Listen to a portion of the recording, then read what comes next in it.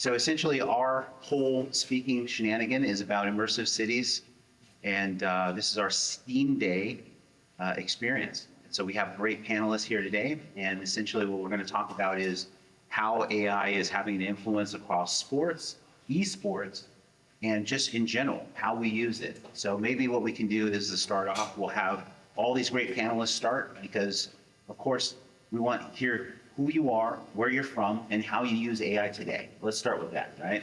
So who you are, where you're from, and how you use AI today. Okay, I guess I'm up since I'm right next to you. Well, thank you for having me. It's a real pleasure to meet everyone today. My name is Dr. Tepring Michelle Piquado. I am a neuroscientist, and I am from Sacramento, California, and I still live in California.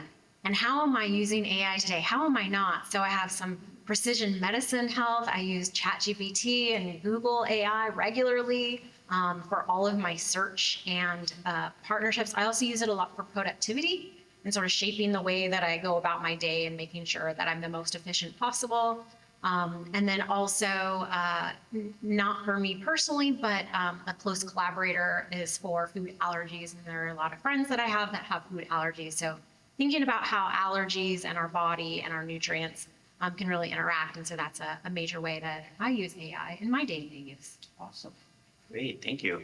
My name is Gordon Hinkle, and I'm the co-founder of an esports company called College Esports International, for one, and then also a production group called Neighborhood Esports. And we use AI for a lot of different uses of predictive kind of outcomes, also for health and wellness. A lot of our athletes are experiencing unique health issues in esports, whether it's eyes and hearing and eye care, those kind of things. So taking better care of yourself. But I would say the predictive uses are really big for what we do to see the trends. Hi, my name is Ruthie Bolton. I say the mighty Ruthie Bolton.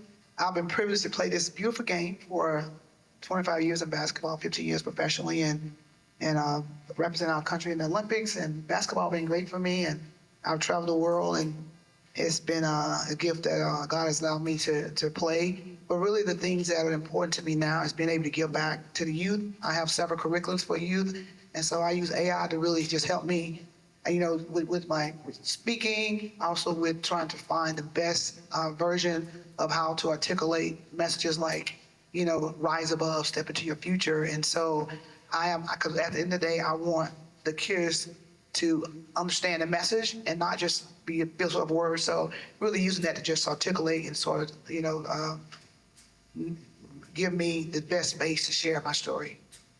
Thank you for sharing.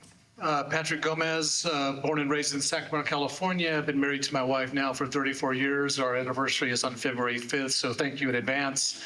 I was a professional baseball player for 10 years. I played 3.5 years in the big leagues. I don't use AI as much as the panel here does, but I'm trying to find out, what is the next step inside of the AI world. I work with a number of athletes from anywhere from 8 to 15 years old.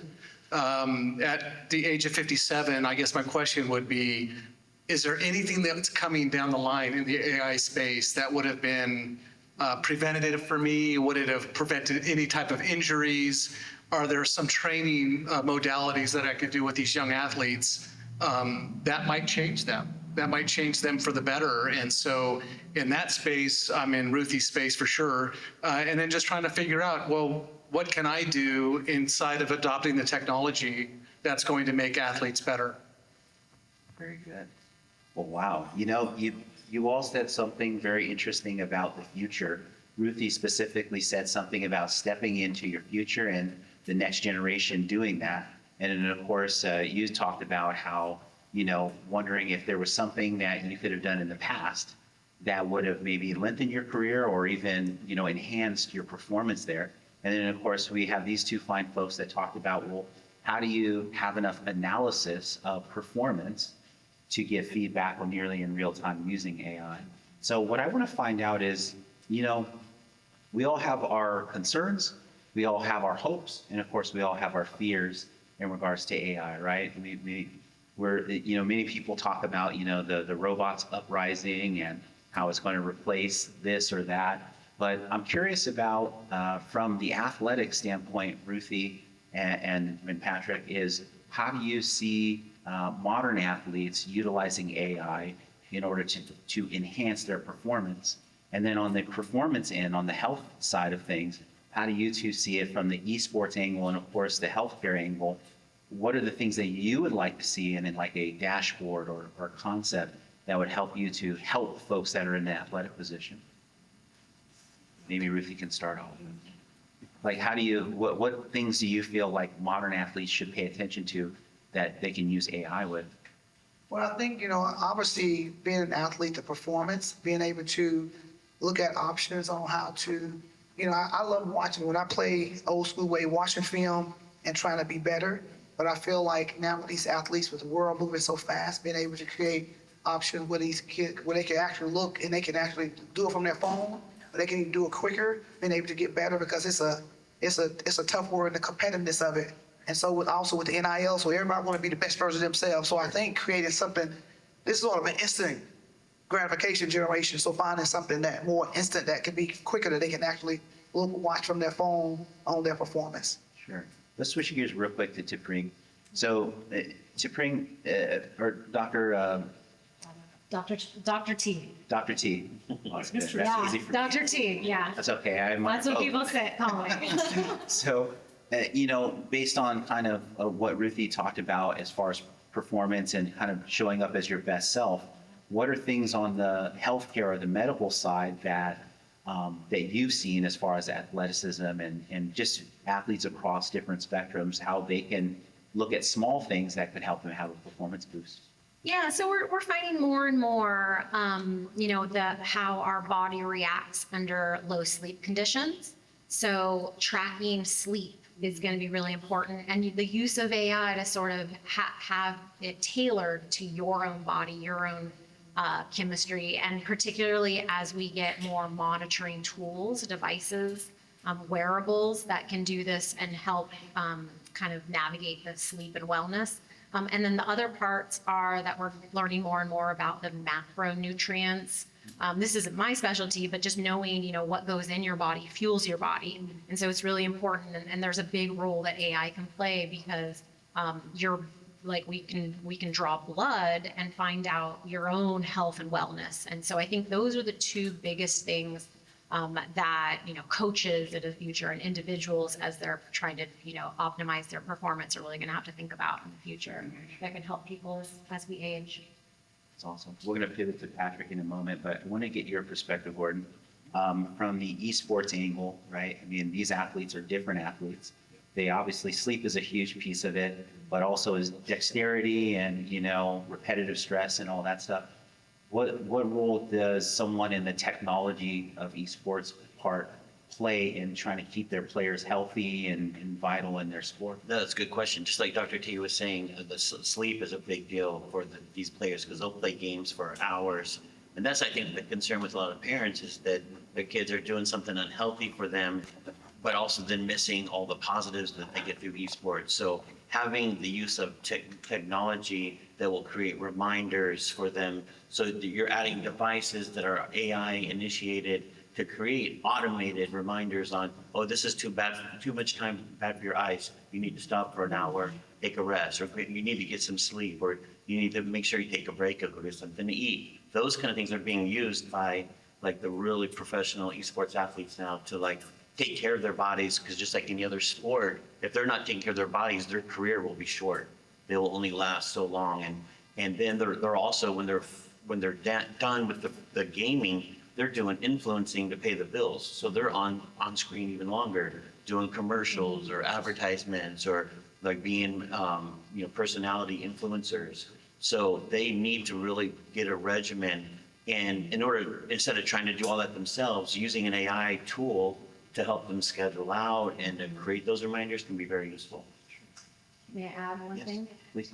So some of my research actually did use pupillometry as a measure of our cognitive effort, how hard we were thinking, how much we were thinking. And one of the aspects that we also learned was that the attention to detail can only last for so long. So as they're doing stuff that's really challenging in these esports, And I was definitely a video gamer myself. And I know how difficult it can be, and we do need time to rest our brain.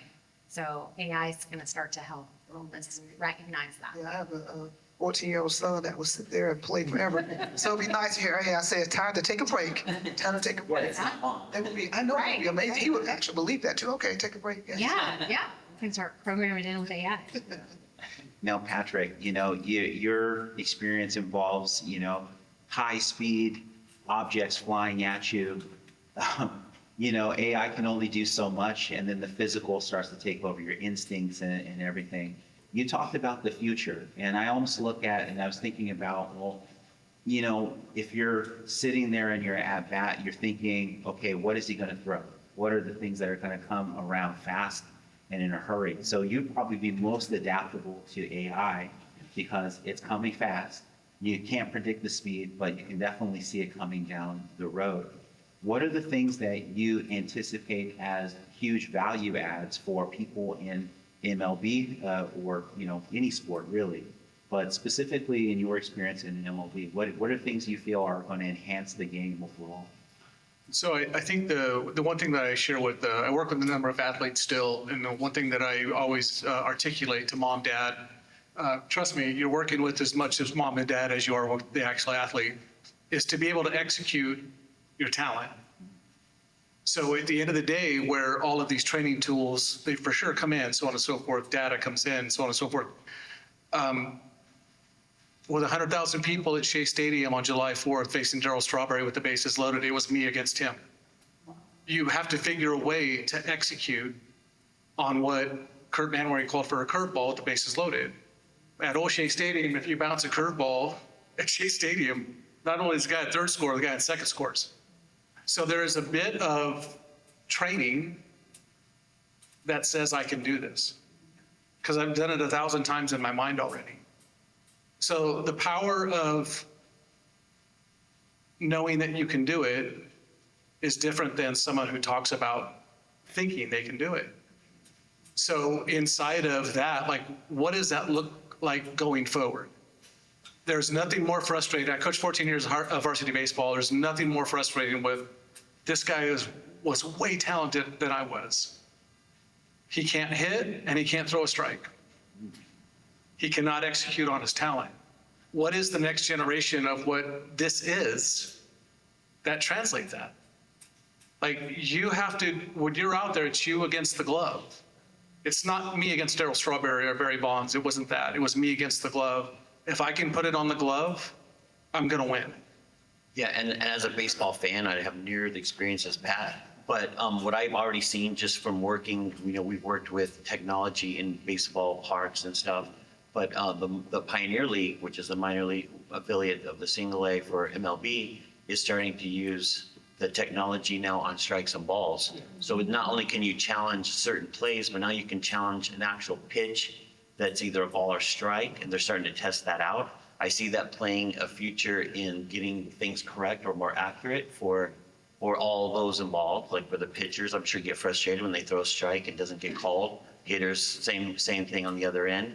So having more accuracy in the game, there's this big argument about taking away the human element on the umpiring, but there's no avoiding the technology's coming, and so everybody wants to see it initiated. We've seen it in the NFL, we've seen it in hockey, we're seeing it in baseball now. So I think AI is going to play a role in getting the sport dialed in to where we're seeing more accuracy, whether we like it or not, it's coming. So let's pivot back to Ruthie. I'm curious about, in your experience in the, both you and Patrick have very unique experiences than the three of us sitting here. You've gotten to the highest of the high, right, in your industry or in your sport, so to speak. You in the MLB, you in WNBA being an all-star, and even the Olympics, right? So being able to get your performance as a human to that level, do you feel like this new generation of players has a data advantage in any way by their use of AI? And what's your thoughts on that? Definitely, yes. I think definitely going to the highest level in the Olympics, and there's a lot of pressure. There's a lot of pressure because you want to be the best. There's a lot of pressure on as an athlete, you get pressure from yourself, you get pressure from your teammates, you get pressure from your coaches, you get pressure from your family, the fans. So it's a lot from the mental aspect of it.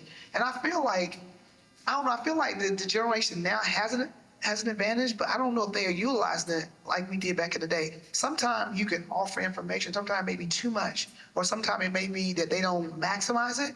But I feel that, to me, an interest of mine is the mental aspect. I wish this for AI to be able to tell you, say, you know what, you're, from a scale of 1 to 10, okay, you're at level 8, you're at level 5, like the mental preparation, so that, because the pressure of athletes trying to perform, and so you need that, something to remind you, like, you know what, you're at level 8, you're doing good, but really to encourage them to not give up and help them balance the pressures of being an athlete.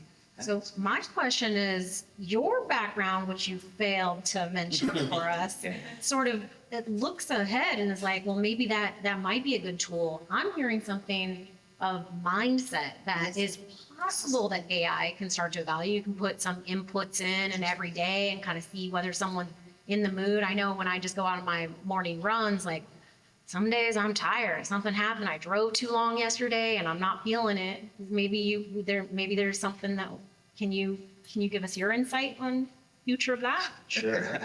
I'll tell you this. Here's what I think of what Ruthie said. It's an excellent item on the wish list, right? That kind of personal performance on a daily basis, because you can set your own tone of feedback, right? And it can be a little bit more personal rather than a coach that's like barking at you and saying, hey, you're not doing good enough, let's go. It's like, how do you measure that other than your coach's eyes, your defensive coordinator or your hitting coach's eyes and perception of what's going on, right? So I do think there is an advantage to having some data that's isolated particularly to you. These great devices you all have on your wrist, and I usually have mine, tell us so much on a daily basis. When we hit our goals, our walking goals, our water goals, or whatnot, it's such a internal feeling that others probably don't see, right? So I think those are the kind of things that resonate, and we don't think of them as like big moments. But when you're talking about a world-class athlete like Patrick and Ruthie here, it's like, well, that's going to be the difference between you thinking you have the confidence to go and put it in the strike zone, or make 100 layups or 100 shots, right? Those are all the things that, if you have those measurements, they can be good for you personally. But if you're in, for the NFL, like we're talking about this week, it could be, I don't want to say bad, but it could be a flip of a coin, because that could be a number that shows up in the combine. It could be, something that shows up in spring training, right? Or a draft. It's like, what were his stats on Apple Health, right? Or something like that, right? So it's kind of like, yes, but it'd be awesome to have that personal analytics and scoreboard, so that at least every day you gave it what you could give. And speaking to the yes, but, right? So Bruce Bochy wins 3 World Series. Everything changed. And then suddenly you had Gabe Kapler with his data guy right to the right of it with his iPad, right? That kind of thing. What were they trying to establish? Statistical probability, right? Those kinds of things. So there's got to be something that is going to be the connector of the dots, right? That's my guy in the 9th inning, but that's my guy in the 6th inning, because this guy wants it, this guy can do it, this guy can execute it. So there is still that very human element outside of all of the data That's a great point. that says, I've done this 1,000 times in my mind. Like when I work with these kids, it's just the funnest thing, because there's always this aha moment for them where, hey man, I'm throwing you batting practice from 40 feet. I'm throwing 85 miles an hour, and you are more than covering this. You won't see this again until you're a junior in high school. And they go, whoa, wait, what?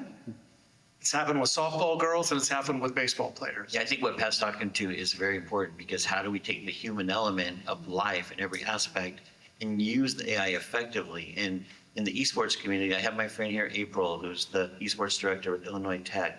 And we communicate in Discord all the time with our teams, with our other universities, our other partners. And AI bots are all over Discord telling you, well, say this or use that or do that. So I could do that, but if I hit this button and do that thing, is that going to resonate with that person or that team or that person or whatever I'm trying to achieve my objective? So you have to be cognizant of how to use the tool, not just use it because it's there, but how am I using it, and is it effective or is it actually a detriment? And also, sometimes we think of, it's going to be starting to be that old movie, but that great movie with Skynet, right? And we are, afraid that the bots, and that's why I'm very kind to all of my chat bots as they become our overlords, but having a person at the helm, right? So we're not like another movie, Minority Report, where we're be like, oh, well, your data is saying that you're going to be able to execute, but also having that person at the helm, not just in the loop, but at the helm, to identify that your behaviors, your evidence of your behaviors, with evidence of your stuff in your blood and your, behaviors lead to performance, is going to be really important. So it's not just prediction. While you have the mic, I wanted to ask you something about, because you mentioned something earlier about, your blood can tell so much, right? When we go to the hospital, they're like, let's draw your blood, do your labs, and we'll do all these panels of tests. But I'm curious about it's like, how do we see that from the lens and through the lens of AI and that kind of level of healthcare? Just seeing like, hey, you may have an athlete that is primed to go to the pros and they're ready, but their blood tells a different story. Yeah, I'm most familiar with this question when there was some evidence that said in mice, you could predict how the concussion is going to impact their behaviors, right? And they were like, well, can we do it for people going into the military? It's like, no. First, different animals, not there yet, but I see where you're going. And so I definitely see where you're going. And that's why I think that it's important to know that this is a holistic check, right? Just because my sodium and calcium and potassium are, out of range today does not mean I'm not a healthy person.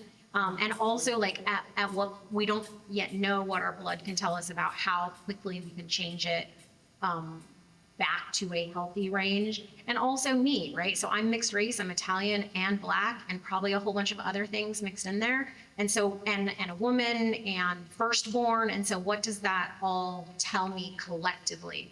But that's what I'm excited about AI, because as we get more data into the system, AI can look at those patterns. You can start to personalize it for me, and say, right now I'm iron deficiency anemia, right? And so like, not only do I have to have animal product iron source and plant product source, but I need to drink it with orange juice and grapefruits and, whatever. And it's for me, right? And then it takes into consideration that I don't like all these things that I may want to eat it from. I have a question. When you do your study, do you do college athletes or high school? So that was, I have only worked with younger to older, college to adults. And then my concussion work was with people in non-deployed areas in the military. So that's my personal work, but yeah. I just feel like it would be a need in high school. There's a lot of high school injuries, and they do not get the help that they should. They don't have the equipment.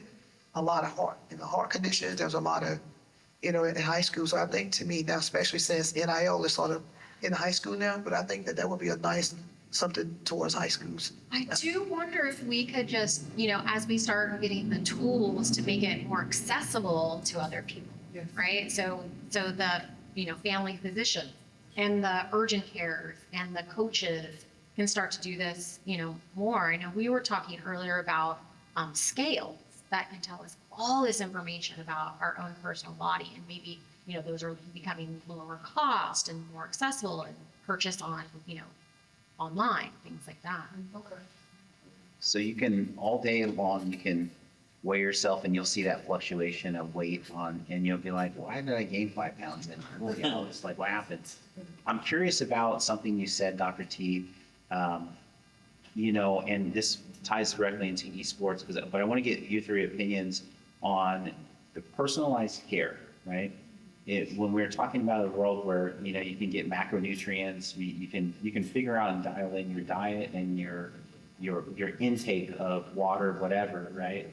Like, how do you manage it in the esports world? What's the difference between what you experience in WNBA and what like they're using now, and of course in MLB. Let's hear from you. Well, yeah, I'll start. One of the reasons why Ruthie and I first connected a few years ago was to talk about exactly this. Running collegiate esports competitions, I noticed these kids eating unhealthy and then crashing out. And I was like, we need to help them create healthy habits. And the schools that had regimens for their teams and for their athletes were the ones winning everything. The kids that were over here eating junk food, and they were crashing out after halfway through because maybe they performed well, but into the late hours, their team started fizzling out. And so I was working with her and other health experts about, can you help me create a like a regimen that would be good for these kids? They got to have the dexterity. They got to be careful with how they exercise. So that's how I see it impacting. And I agree with Dr. T too about, like, I'm always nice to my AI bots because, like, you're driving around here and you'll see the no passenger cars and I'm like, oh, hi, you're my friend. Just recently, a group of bots or AI bots went rogue and started their own chat group. I don't know if you guys have heard of this. And so now they're talking about us, like some like humans, some don't. So like, please be nice to your AI bots. But all joking aside, with this, when you're using these tools to create regimens that are healthy, then I see that as a very positive thing. But again, you can take the technology and go opposite and use it improperly. And it's just like what I tell parents when we talk about esports, like, would you do this with baseball where you take your kids out in the middle of a field and just throw a bunch of equipment and then drive off? No, you get coaches, you get a field, you get an organization. The same thing needs to happen in esports. Like, we as a community and as leaders need to be directing the use of the technology and directing the, from the psyche, from the mental health, the physical health. And Ruthie's an expert on the mental health side of things too. So I see those as ways to implement the technologies. I'm not an expert on all the AI technologies. I know what works for me, and I'm using it as a check, but kids in school are dealing with this every day. Are they going to write a paper with ChatGPT and then get in trouble and fail the grade because the teacher sees it's blatantly not their writing?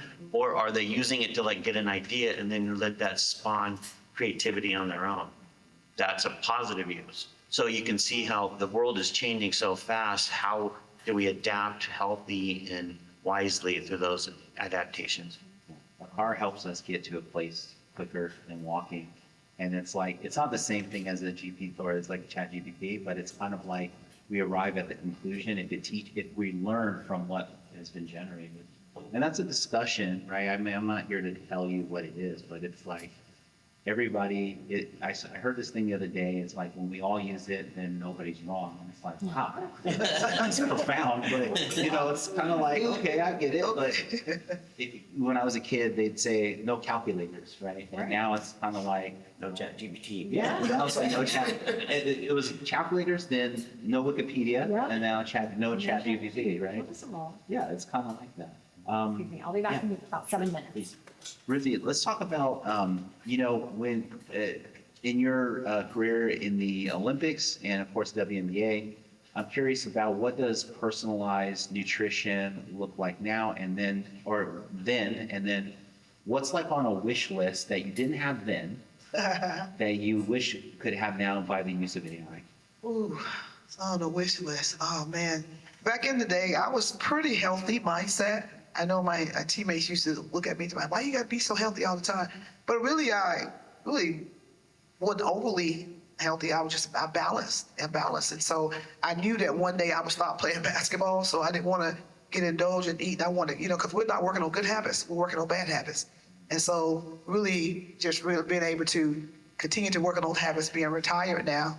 And I just feel like, I think obviously we had, AI, but also the thing too, is not to overuse AI. I know that you guys have a mind of your own. I know I can't eat 500 buns, I understand the importance of health. And I feel like just where I'm at right now, and it's important. Like, I'm not 25 anymore, but I'm gonna go back real quick to the high school kids real quick. My daughter, she's 16, and for us at healthy eating, like they'll listen to AI with it before they with their parents, and they'll eat those hot chips. They'll eat bad stuff. You can't eat that. What's wrong with eating this performing? Like, what does that got to do with me performing? And so something being able to show them, like, I'm sure if there was a board saying, no, you can't eat 5 bags of hot chips, they would probably believe it, But I think with this generation, I think 4 is where I'm at now in being older, I feel like AI definitely plays a role, but I think at a point you got also sort of be able to use your own mind too at times and be able to make your decisions. And healthy eating is a habit. It's a habit. And so as an athlete, as you evolve, and next to this generation, they think that, they're exempt. And but I feel like there's a lot of work need to be done to identify the importance of healthy eating. Yeah. Quick side quest. Your daughter, it sounds like she's of the generation that will use some sort of generative AI every day, right? Like a ChatGPT or a Midjourney or something. Are there things that you put in place as far as guardrails for them right now, or is it kind of like we don't know enough? What's your take on it? Can you? So like with kids using tools like ChatGPT, are there guardrails that you use as a parent to kind of say, hey, don't do this, don't look for that, don't put this into there? Like, what's your I take probably should, but not as much. I sort of trust her. My daughter's 16. She's pretty, articulate, and I sort of trust her decisions. So, and they have to use a little bit in school, but I don't have any hard, rules right now. I just sort of trust her to just, make the right decision. I'm kind of with her. I have 3 kids as well. One still in college, one just graduated college, and one in high school. And especially with my youngest, my son, it's the same thing. I don't want to. If you start harping on them too much about don't do this, don't do that, then they start to tune you out. So I think what we try to do is increase the dialogue. What did you learn today? Oh, I like that. Get them talking about it. So yeah, maybe they use these tools, but they know what the teachers are telling them they can and can't do already. I think as parents, we reinforce what did you learn? And let's talk about it and have a good discussion. And just engage your kids. Like they want to talk to you. They may be on their phone doing this, but they really do want to dialogue with you. And so if you can get them distracted, to set it down for a minute and take what they did do online or offline, and then just have that intimate moment with them, I think that's critical. We need that human dialogue to be part of our lives, and to not to get lost in the digital world. That's the other thing that's happening a lot with youth these days, is that they're seeing their value, their worth on what they're seeing in fake images or AI images, things that aren't real. The false is becoming the real. And it's like they're trying to live up to impossible things. And so I think we just have to reassure them that these are images somebody's creating through a tool. They're awesome and they're cool, but that's not what you are. You're still a human being, and you have your value. We've been talking about the value of young people all week. And so I think that's critical, just to reinforce those kind of discussions. Cool. Patrick, let's hear from you on in regards to the same flavor of what I asked Ruthie, which is, it's all about performance. You get to the highest of the high. What's the thing that you wish that exists now that you wish you had back then? And if it's an AI tool, great. But if it's like a spreadsheet, that's cool too. So I'm 57, so I was in a different generation of baseball players for sure. But I'm really in the no carb, low carb space in this season of my life. And I wish I had known about this then, in the way of inflammation, in the way of recovery and those kinds of things. Also, at least at the professional side, it's like, you got this thing going on, we're gonna give you this shot, or this pill, or that thing, and you have no idea, and you don't really have the freedom. Well, what is gonna be the effect of that? Like, you're sticking this needle into my elbow. Can we talk about this first? No, this is just what we're doing. You belong to us because you're Major League Baseball players. This is just what we're doing. So it could be different now. There could be more dialogue with the players. I mean, the major league minimum now is like $725,000. My major league minimum was $109,000, which was, it's fine. It's a lot of money, don't get me wrong. But the money is so much more significant that maybe something has changed on the medical side. But I'm a devotee, if you will, of Sean Baker, Anthony Chafee, Sean O'Mara, look those guys up on the internet, in the low carb, no carb space, and how that leads to performance. Because these young athletes that I'm working with the 32 ounce of colored Gatorade, and all they do is blink at you over and over and over again. Like, hey son, slow down just a second. Breathe one in through your nose, hold it for 3, exhale. You can slow down your brain, you can slow down your heart. If you can slow down your heart, you can slow down your brain.